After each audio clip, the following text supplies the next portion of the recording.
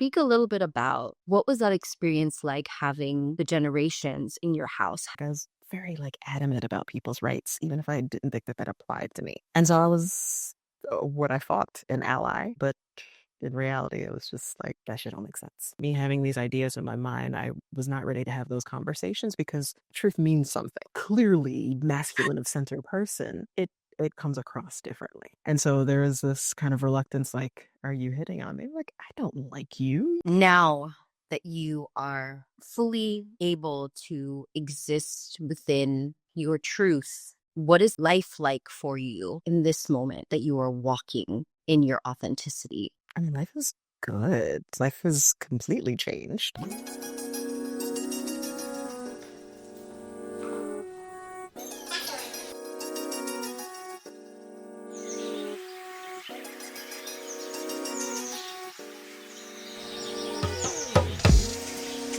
Welcome to The Narrative, a podcast of untold stories, a place where silence is broken, secrets are unearthed, and stories find their voice. I'm Dr. Crystal Ann England, therapist, storyteller, and your guide for healing through truth. From intergenerational wisdom to identity, race, purpose, and power, this is a sacred space for the stories we were never taught to tell, but always needed to hear.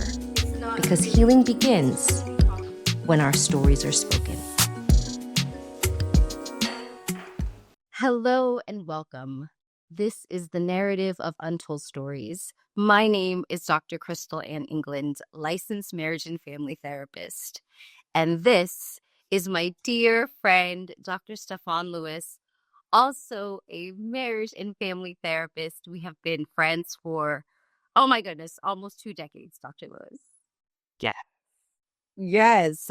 And Dr. Louis is a Haitian American, Black and queer, professional yet human, all the things of all the intersections that cross and crisscross. Dr. Louis, I'm so glad you're here to tell the people your story. Tell the people your story. I'm honored. Thank you for having me. Of course. So let's jump in.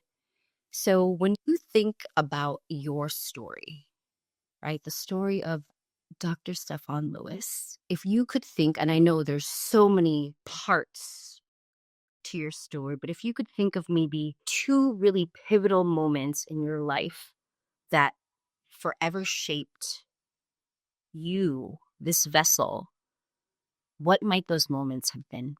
We've arrived at 40, so we got decades of moments. And wisdom. Oof, hard-earned wisdom. Okay. Got the gray hairs to Um, prove it, Dr. Louis. yes, they're there. I think my culture really shapes me, and we navigate different cultures just as human beings, and so ethnicity, but also nationality. I would say just growing up in my family, like what it is to speak a different language, what it is to have these roots that you are so deeply proud of and be from a communal society. And so I just think of any given moment being in a multi-generational household. So growing up with my mom, my aunt, and my grandmother. And so All under one roof. all All so, plate. so much estrogen, okay? But so much power, but so much independence and interdependence. And so I think any given day taught me a lot about what it is to be in community. And I think that informs everything. So I am Haitian American. So I had this just interesting life of walking through the world, living in the US in a melanated body. So you have this Black experience. Society teaches you as much as it wants to about what it expects from you, what it superimposes on you, what limitations you supposedly have. But then to come from a Haitian background where Revolution. absolutely, revolution is in your blood. Right. Y'all were the first to do it. Limitation where? I dare you. Yeah. And so there's this pride that is that's integral. In the Um, veins, honey. Yeah. it's bananas. And so kind of having this juxtaposition of having the social oppression, but then also having like this fierce pride in everything that you are. And so I want to say it's influenced just this kind of fluidity of moving through the world, of being both and. So, of speaking one language when I'm at school and then going home and speaking another language, down to, maybe Lunchables at lunch. And then you got beans and rice and all of the wonderfully seasoned things that, Mm-hmm. your heart can desire, right? But then also like being in the West, like having these ideas of what it is to be independent, to, want things for yourself and build your career, but then also have these ideas of just communal living where you support each other generationally. It's been like this constant both and for me. And it's been beautiful, but I think for a lot of times it's been confusing not only for me, but also for other people who try to place me Yeah, or who try to kind of make sense of me. Um, because there's no box for other really often. There's no, yeah, there's both. Like, can I actually, I got all of these. And so often people don't know what to do with that. And I think young adulthood for me was really learning and teaching myself what to do with that and letting other people interpret it as they may. so you mentioned that, having all of these different generations in one house. And when I first met you at that time, grandma was alive and you were very much Girl. there and helping in her day-to-day caregiving. And speak a little bit about what was that experience like, having the generations in your house, having auntie, having grandma, having mummy, everybody in one house. What was that like? What wisdom were you able to take away from that experience? It's really interesting, like when you think of your parents, you don't often, or I'll speak for myself, I didn't often think of my mother as a daughter. She's my mom. But when you get to grow up watching her be mothered by her mother, you get to see her be a daughter as she is a mom. And so I got to see like these different aspects, these different roles that my mom played. And so that was just kind of matter of fact for me. The sun comes up, your mom like runs the world and does so many things. But now for me as an adult, it's like, oh, you were doing a lot. And so I feel like I learned so much as to what it is to be the person that my elders were trying to raise, like to be someone with the values that they instilled in me. But also, I think it was a really interesting place to have boundaries in which I could play. Like a playground only works because there are boundaries. And so within that, there's freedom for kids to like move and try all sorts of things and whatever. I was felt supported. Now, there were responsibilities that went along with that support. Like, yes, when my grandmother got sick, like there were a number of things that we all contributed to. But Yeah. I think it taught me how to think as a we. Like, I think especially as like things got, progressively worse with her health, just even thinking like in terms of meals. It wasn't necessarily, all right, well, what am I going to do for myself? But it's like, how do I ensure that all of our bases are covered? How does Grants have what she needs? How do I ensure that everyone else has kind of what they need as well? So it has taught me how to ensure that as a unit we are taken care of, but then also kind of tapping me on my shoulder, like, all right, Steph, but do you also have what you need to kind of move forward here? As Yeah. a caregiver, but I was also working full time. Then I was also going to school full time. And so I was doing too much. Isn't it interesting how you watching your mom do all of these things, and in that you knew in your mind that she had all of these responsibilities, and then somehow you found yourself in the same situation Hmm. with all of these responsibilities. Were there ever times where you felt like you appreciate the community and the collectivist mentality of the way that you guys all took care of each other, but then there also was a little bit of resentment of like, why can't I just focus on school? Why can't I just focus on work? Why do I have to do all of these things? Was that ever there for you at all? I don't know that it was resentment, but it was like I'm being told that I'm supposed to be able to do this. I'm supposed to focus and finish my degree in 2 years. And sure, if I wasn't working, if I didn't go home and have other people immediately calling my name, like it was just the reality. Like, how exactly am I supposed to do this? And sure, would it have been easier had I been living on my own? Or had any number of circumstances been different? Maybe. Or I guess that we'll never know. How do you think though that those experiences shaped you now as you are an adult? And well, I mean, you were an adult back then too, but Yeah. I always say this loosely because oftentimes within Caribbean families, you're not an adult until you move out, right? Like Yes. Or so you have kids or you get until you have married your own or family. whatever. Hmm. Right. Now I fall into things and it's like, oh, I know how to do that. Like previously, if I was, grocery shopping for 4 people, like I know how to do that. Of course, like I transitioned, I was on my own for a bit and that was fine. But like now that I'm here and, I have a partner and we have a kid, like it's like, oh, I know how to do that. Like I'm good here. And so it has made this level of adulthood easier because this is not new. It's different. There's nobody else there doing the other things, right? My mom's not doing the things. My mom's not paying for these other things. And so there's a freedom with the difference. It's like, oh, I get to actually do this entirely my way. And so it's funny when I find myself doing things that my mom would do. And because, like when you're a young adult living with your family, you're like, wait, just wait till I'm not here anymore. Like I'm gonna throw all of this away. Like I'm gonna do it completely differently. And it's like, oh no, I understand. You were Hmm. right. My mom was 110% right. Matter of fact, I'm gonna call her and apologize. You see, call that lady, Mama. I'm so sorry. I'm so sorry. You was right. Yes. Hmm. Um, but it makes me grateful now. It's like, oh, okay. There's a different level of understanding that I can have with like that next generation. That's kind of beautiful in that way.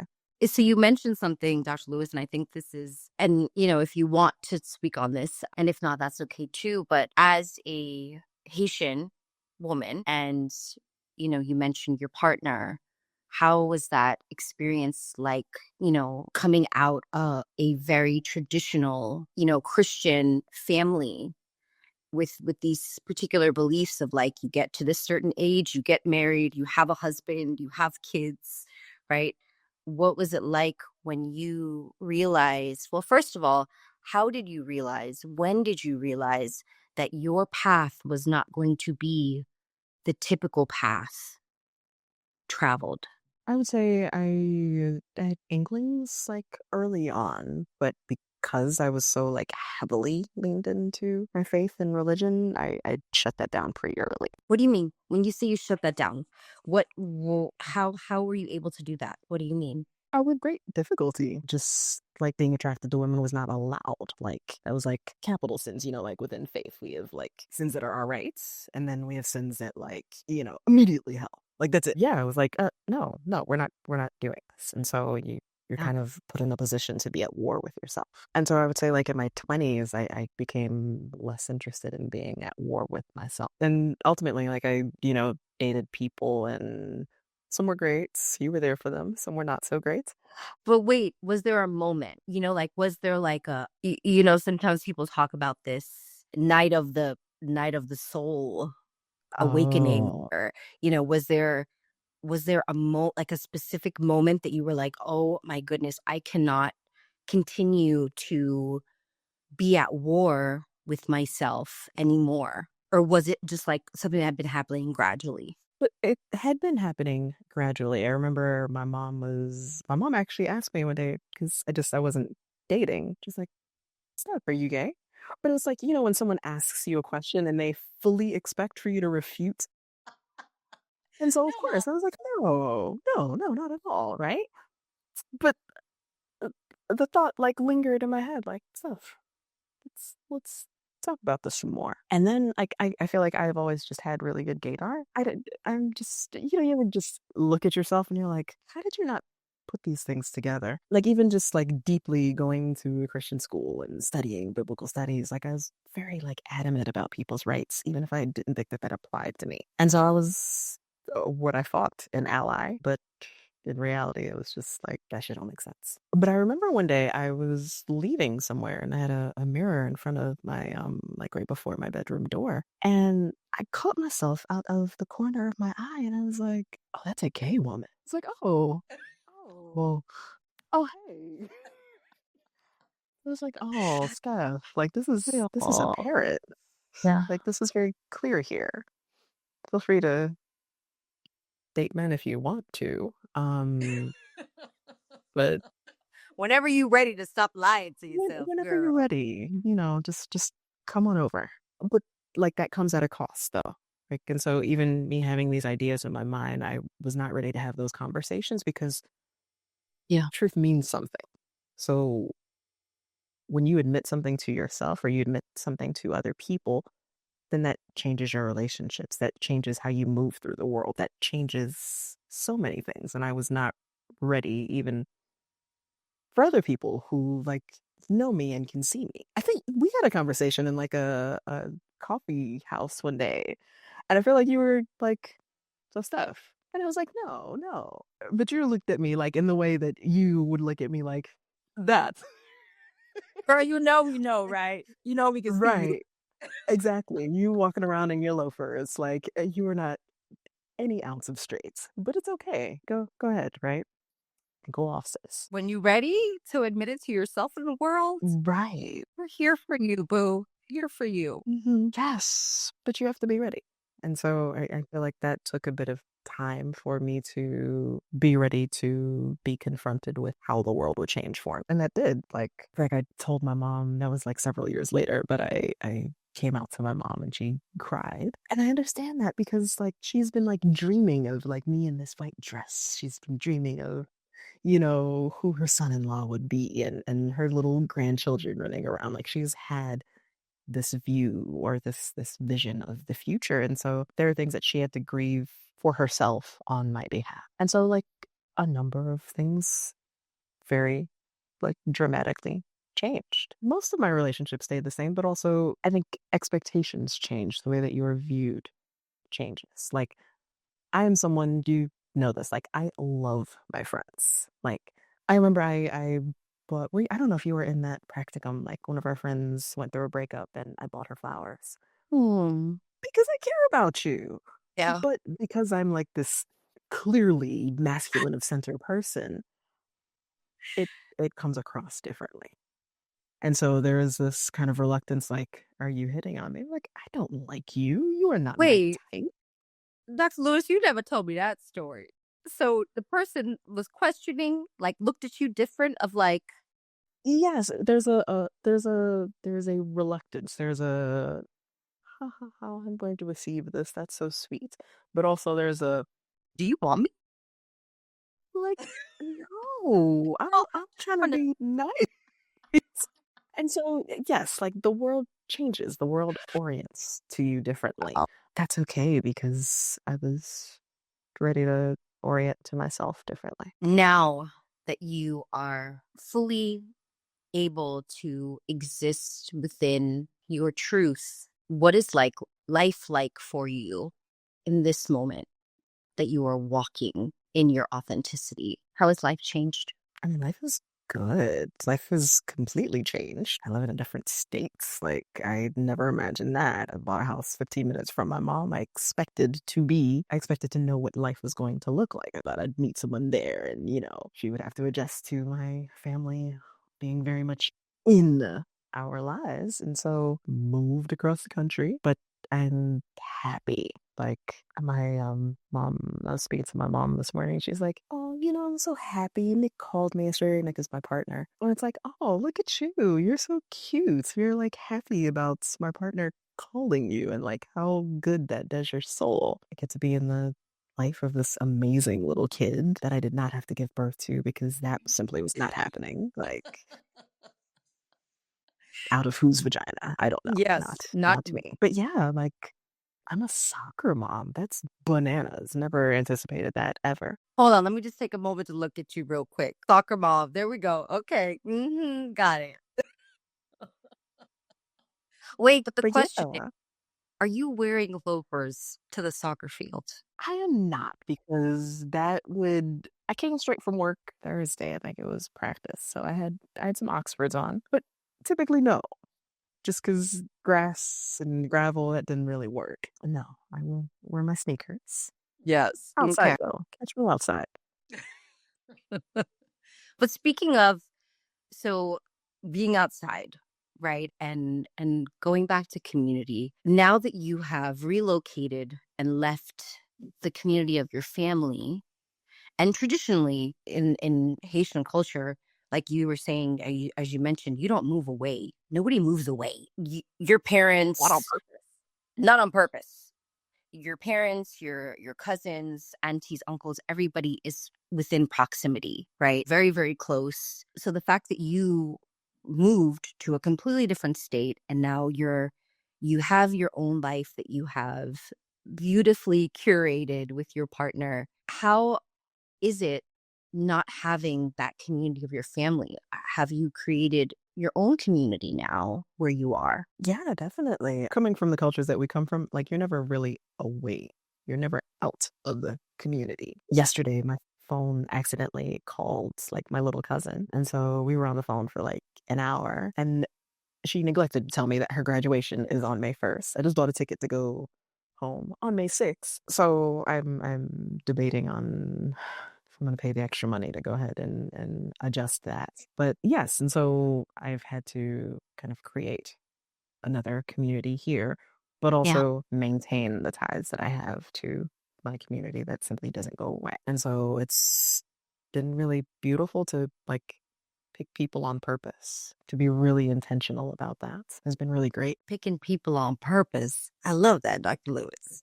So, if it's one thing that you could share about your story that you think is really important for people to know about your journey, what would that be? I think to stay until the good part because I easily could have not. Like there were so many opportunities to quit or to choose something that just was not best for me. Be it staying in jobs that were killing me, staying in relationships I had no business being in, or even just like, like on a broader sense, just like actually not checking out of life. Because when you have so many systems, so many things going on, like there's these jokes that are kind of going around Instagram now, you needed a hug, but as a Black woman, you just got another degree. So of course, there's the option to simply overfunction, or there's the option to begin to really choose yourself. And luckily, I've had people who have mirrored back to me the importance of mental health, the importance of actually taking care of yourself, whether it be therapy, be it getting on the right supplements, be it having several seats, or actually letting your community take care of you. I think I've been afforded the opportunity to stick aloud, to not give up on myself. And now I'm here at a place in life, and I'm really glad I did. And, you and I have had these conversations before, but I just want to lovingly remind you that I am so proud of having the opportunity to watch the woman that you are coming from to the woman that you are now, and just the way that you have grown and shown up and allowed your amazing Leo light to shine. And I appreciate you, Dr. Lewis. I'm so proud of you. So proud of you, my friend.